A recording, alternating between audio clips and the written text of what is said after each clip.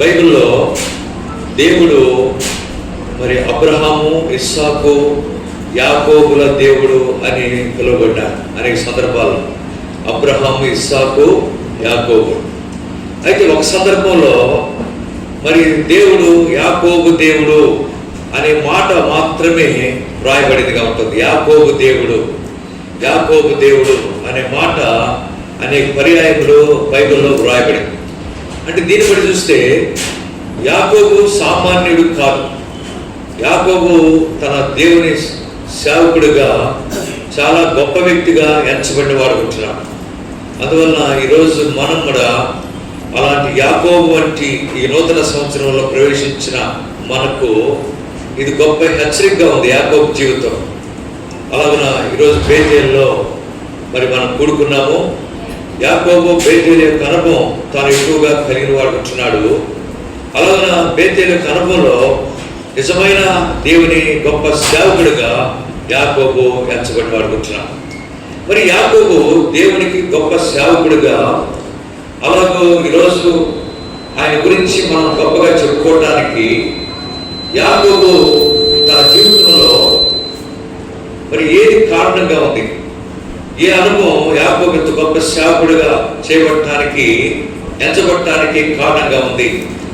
యాకోబు ఎలాంటి అనుభవంలో ఆయన జీవిస్తూ వచ్చాడో ఒక మాట మనం జ్ఞాపకం చేసుకుంటే, ఆదికాండం 31వ అధ్యాయం, ఆదికాండం 31వ అధ్యాయం 16వ వచనంలో చివరిలో ఉంటుంది చూడండి. 16వ వచనం చివరిలో, ఆదికాండం 31వ అధ్యాయం 16వ వచనం చివరిలో, కాబట్టి దేవుడు నీతో చెప్పినట్లెల్లా చేయమని అతనికి ఉత్తరమియ్యగా. ఇది చాలా గొప్ప మాటగా ఉంది, హెచ్చరికగా ఉంది. ఈ మాట యాకోబుతో ఎవరు సెలవిచ్చినారంటే రాహేలు లేయా. చూడండి, మరి వాళ్ళు కూడా సామాన్యమైన అనుభవంలో లేరు. మరి యాకోబు భార్యలుగా రాహేలు, లేయా యాకోబుతో సెలవిచ్చిన మాట చూడండి. 16వ వచనం చివరిలో, దేవుడు నీతో చెప్పినట్లెల్లా చేయమని అతనికి ఉత్తరమియ్యగా. దేవుడు నీకు ఏమి చెప్తాడో అది నువ్వు చెయ్యి, అంతే. మా మాట కాదు, లేకపోతే ఎవరి మాట కాదు. అందువలన యాకోబు గొప్ప సేవకుడిగా చేయబడడానికి కాదు. దేవుడు నీకు ఏమి చెప్తాడో అది చెయ్యని రాహేలు, లేయా యాకోబు సెలవిచ్చిన వారు ఉంటున్నారు. అలాగన యాకోబు దేవుడు తనతో చెప్పినట్లల్లా, దేవుడు తనతో చెప్పిన ప్రకారం యావత్తు ఆయన చేసిన వాడు ఉంటున్నాడు. అందువల్లనే దేవుడు అంటున్నాడు, యాకోబు నీవు నా సేవకుడవు, నేను నిన్ను నిర్మించిందని. ఇంకొక మాట ఏమన్నాడంటే, నేను నిన్ను మర్చిపోజాను. అలాగున మన జీవితంలో కూడా సేవకులు అంటారు అనే అనుభవంలో మనం ఉంటున్నాం. నమ్మి అప్పగించిన స్థలాల్లో దేవుని సేవలో మనం ఉంటున్నాం. ఈ నూతన సంవత్సరంలో ఈ తీర్మానం మనం కలుగుతాం. దేవుడు మనతో చెప్పినట్లా చేయుట అనేది చాలా ప్రాముఖ్యం. అలాగన మనకు ఒక పాట ఉంది. ఆ పాట మనందరికి తెలిసిన పాటే. యాకోబు బేతేలు యొక్క దర్శనం గురించిన పాట. ఆ పాటలో ఒక మాట ఏముందంటే, నీ మాటే వినేదా నరుని మాట వినకుండు, నీ మాటే వినేదా నరుని మాట వినకుండు, ప్రభువా నీ సేవ చేసేదా నిత్యము, ప్రభువా నీ సేవ చేసేదా నిత్యము, నీ మాటే వినేదా నరుని మాట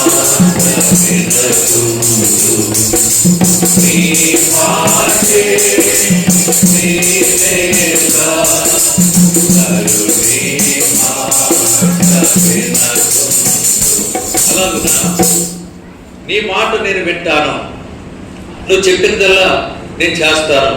చూడండి, ఇది రాహేలు లేయా యాకోబుకి ఇచ్చిన గొప్ప హెచ్చరిక, సలహా ఉంటుంది. సరే, దేవుడు నీతో చెప్పినట్లెల్లా విషయం కనుక ఇది చాలా అవసరమైన అనుభవంగా ఉంటుంది.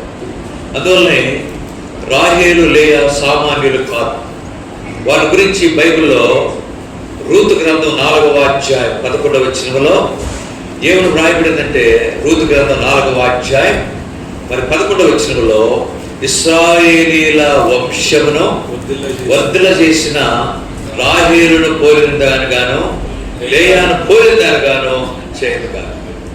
కనుక ఈ మాట ప్రజలందరూ పెద్దలు మరి ఎవరి గురించి చెప్పినారంటే రూతును గురించి. రూతుని ఎవరితో పోల్చారు? లేయా, రాహేలు. రాహేలు లేయాతో రూతును పోల్చిన వారు ఉన్నారు. అలాగున వాళ్ళు సామాన్యులు కాదు. దేవుడు నీతో చెప్పినట్లెల్లా నువ్వు చెయ్యి, కనుక మా మాట కాదు, ఎవరి మాట కాదు అని రాహేలు రూతు, మరి రాహేలు లేయా యాకోబుతో సెలవించిన వారు. అలాగున బైబిల్లో మరి కొంతమంది వ్యక్తులు దేవుడు చెప్పిన ప్రకారము చేసిన వ్యక్తులు. అలాగున ఈ సంవత్సరం నూతన సంవత్సరంలో బేతేల్లో కూడుకున్న మనం సేవకురాలుగా ఆ తీర్మానం కలిగి ఉందాం. దేవుడు ఏమైతే చెప్తున్నాడో దాన్ని చేసే అనుభవం మనం కలిగిన వారు ఉన్నారు. మన పితరులు అలా చేశారు, వారు ధనులైనారు. వారి సేవ లేకపోతే వారి జీవితాలు ఎంతో ఆశీర్వాదకరమైన అనుభవంలో ఉంటూ వచ్చినాయి. వారిని ఎవరో బైబిల్లో జ్ఞాపకం చేసుకుందాం. చూడండి, ఆదికాండం 7వ అధ్యాయం 5వ వచనం. ఆదికాండం 7వ అధ్యాయం 5వ వచనం. తనకు యెహోవా ఆజ్ఞాపించిన ప్రకారము నోవహు యావత్తు చేశాడు. నోవహు యావత్తు చేశాడు. దేవుడు తనతో చెప్పిన ప్రకారము నోవహు యావత్తు చేసిన వాడు ఉన్నాడు. అలాగున ఈ సంవత్సరం మనం కూడా నోవహు వలె తీర్మానం చేసుకుందాం. ప్రభువా, నీవేమైతే మాకు చెప్తావో కనుక నీ మాట ప్రకారం మేము నడుచుకుంటావు. కనుక మనుషులు లేకపోతే వారు వీరి సలహాలు మాకు కాదు. నువ్వు చెప్పిన మాట ఏదైతే నువ్వు చెప్తావో దాన్ని తూచా తప్పకుండా నెరవేరుస్తావు. ఆ మాట ప్రకారం, నువ్వు చెప్పిన మాట ప్రకారం యావత్తు మేము జరిగించే అనుభవం మాకు దయచేయ ప్రభువా అని ప్రార్థన చేద్దాం. అనేక పర్యాయములు మనుషుల మాట లేకపోతే నా సొంత ఆలోచన ప్రకారం నడుస్తూ వచ్చాను. ఇక నుంచి మా పితరుల వలె, నోవహు వలె, అలాగున ముఖ్యంగా యాకోబు మరి రాహేలు లేయా ఇచ్చిన సలహా మేరకు యాకోబు నువ్వు చెప్పిందల్లా చేస్తూ వచ్చాడు. అలాంటి అనుభవం నాకు కూడా దయచేయ ప్రభువా అని మనము ప్రార్థన చేద్దాం. ఇది మొదటి అనుభవంగా ఉంటాం. తర్వాత చూడండి, ఆదికాండం 21వ అధ్యాయం 4వ వచనం. ఆదికాండం 21వ అధ్యాయం 4వ వచనం. మరియు దేవుడు అబ్రహాము ఆజ్ఞాపించిన ప్రకారము అతను 8 దినములైన వాడైన ఇస్సాకు తన కుమారునికి సున్నతి.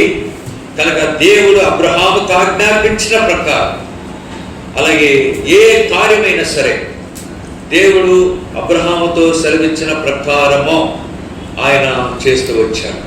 నోహు ఎలాగ యావత్తు చేశాడో అదే అనుభవం అబ్రహాము కూడా దేవుని ఆజ్ఞ ప్రకారము ఆయన నడుచుకున్న వాడు ఉంటున్నాడు. అలాగున ఏదైనా అది కష్టమైనా, నష్టమైనా, బాధ అయినా చివరికి దేవుడు తనతో చెప్పిన ప్రకారం ఇస్సాకును దహన బలిగా అర్పించమన్నాడు. దాన్ని కూడా చేయడానికి అబ్రహాము సిద్ధపడ్డవాడు ఉంటున్నాడు.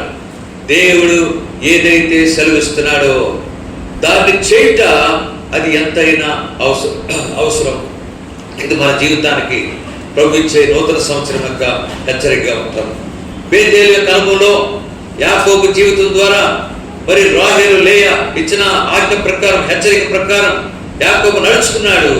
అలాగే అబ్రహాము, ముఖ్యంగా నోవహు, ఆ తర్వాత అబ్రహాము, వారు ఆ అనుభవంలో వారు జీవిస్తూ వచ్చారు.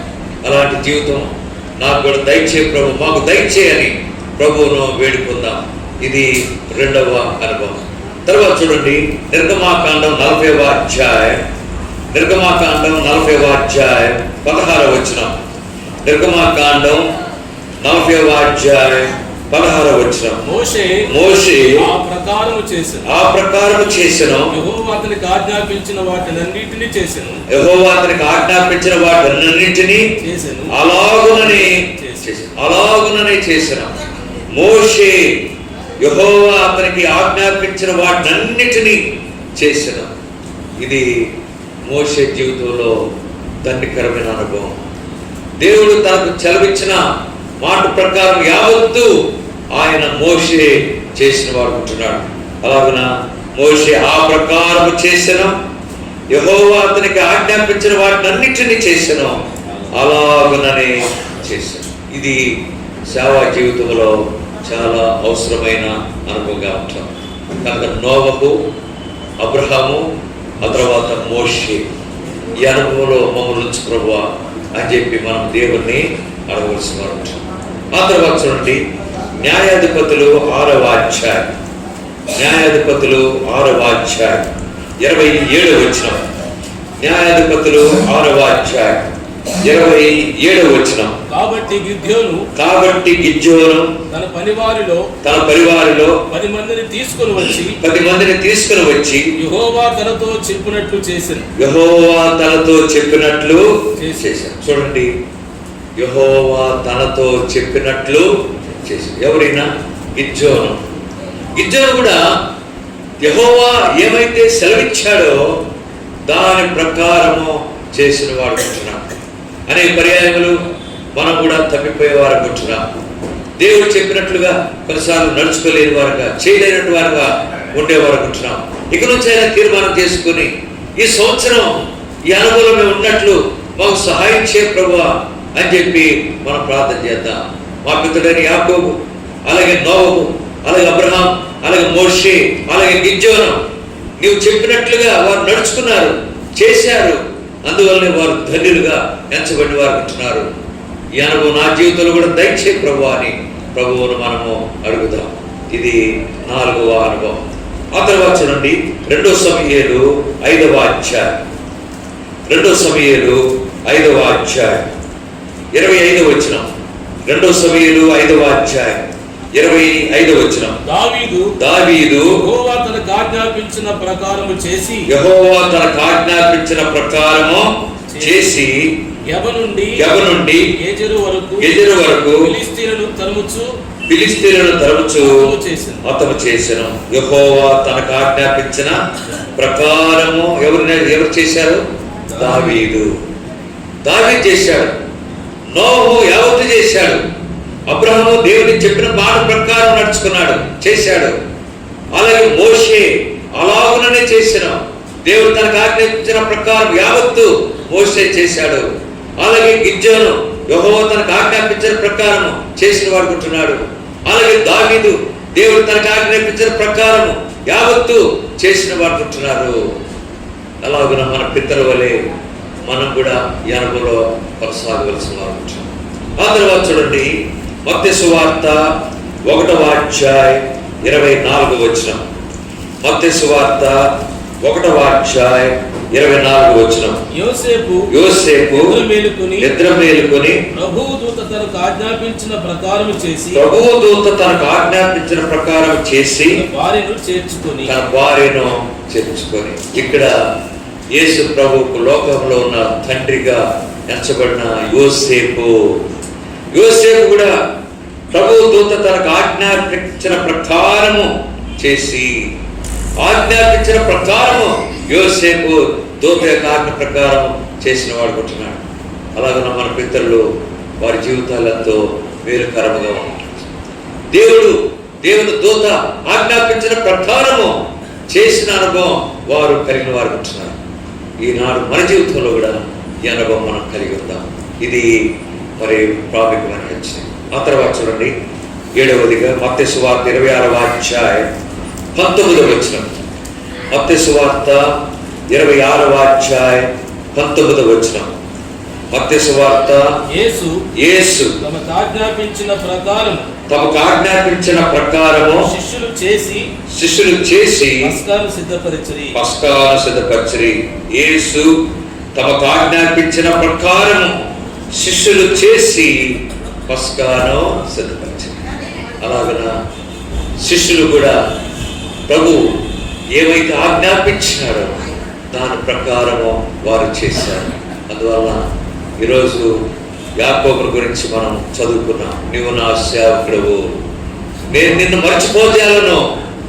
కనుక తన జీవితంలో గొప్ప సేవకుడిగా ఉన్నాడు. కారణం రాహేలు లేయా ఇచ్చిన గొప్ప సలహా, హెచ్చరిక. దేవుడు నీతో చెప్పినట్లల్లా చేయము అనే మాట ప్రకారం యాకోబు నడుచుకున్నాడు. అలాగే దేవుడు చెప్పిన ప్రకారం చేసిన వ్యక్తులను మనం చదువుకున్నాం. నోవహు, అబ్రహాము, మోషే, ఆ తర్వాత గిద్యోను, తర్వాత దావీదు, ఆ తర్వాత యోసేపు, ఆ తర్వాత శిష్యులు. ఇలాంటి అనుభవం ఈ నూతన సంవత్సరంలో మాకు దయచే ప్రభువా. నువ్వు చెప్పినదల్లా మేము చేయడానికి మేము సంసిద్ధులుగా చేసుకుంటున్నాం. అలాగే చేయడం ద్వారా మాకు మా సేవ జీవితానికి ఎంతో గొప్ప పేరు ఉంటుంది. నువ్వు నమ్మి అప్పగించిన పరిచర్యలో స్థలంలో చక్కటి సేవ జరిగించడానికి ఈ నూతన సంవత్సరంలో నీ మాట ప్రకారం నడుచుకున్నట్లు మాకు సహాయం చేయమని ప్రభువును అడుగు. ఎన్నోసార్లు మనం సొంత ప్రకారం, మన సొంత ఆలోచన ప్రకారం నడుచుకున్న పరిస్థితి, ఇతరులు చెప్పిన ప్రకారం దేవుడు చెప్పిన దాన్ని ప్రక్కన పెట్టి మనుషులను అనుసరించడం ద్వారా కొంత నష్టకరమైన పరిస్థితి ఏర్పడింది ప్రభువా అని చెప్పి మనము ఆ అనుభవంలో కొనసాగుతాం. అందువల్లనే మనం ప్రార్థించక ముందు ఆ మాట అందరం కలిసి వద్దాం. ఆదికాండం 31వ అధ్యాయం. ఆదికాండం 31వ అధ్యాయం. ఆదికాండం 31వ అధ్యాయం 16వ వచనం చివర రాహేలు లేయా యాకోబుకి ఇచ్చిన శ్రేష్టమైన హెచ్చరికను మనం చదువుకుందాం. ఆదికాండం 31వ అధ్యాయం 16వ వచనం చివర ఆ మాట చదువుకుందాం. చదవండి, అందరం చదువుదాం. కాబట్టి దేవుడు నీతో చెప్పినట్టుగా చేయమని అతనికి చెప్పారు. అలాగున ఈ అనుభవంలో మనం ఉండినట్లు ప్రభువే మనకు సహాయమో చేయాలి. ఈ అనుభవంతోనే మనం ప్రార్థన చేద్దాం. ప్రభు ఈ సంవత్సరమైనా నువ్వు చెప్పినదల్లా నేను చెప్పిన ప్రకారం నేను చేయనట్లు నాకు నీ జ్ఞానం, నీకు తెలివి, నీ ఆలోచన అనుగ్రహించు ప్రభా. నీకు లోబడినట్లు నాకు సహాయం చేయ ప్రభా అని మన జీవితాలు మనము ప్రభు ప్రతిష్ఠించుకుందాం, ప్రభు సమర్పించుకుందాం. ఈ అనుభవంలోనే మనం కొద్దిసేపే, మనకు ఎక్కువ సమయం లేదు, కొద్ది సమయంలో ఉంది. కనుక ఈ సమయంలో మనము ప్రభుకు మరి ప్రతిష్ఠించుకొని ప్రార్థన చేద్దాం. దయచేసి క్లుప్తంగా ప్రార్థనలో గడుపుదాం. ప్రార్థించండి.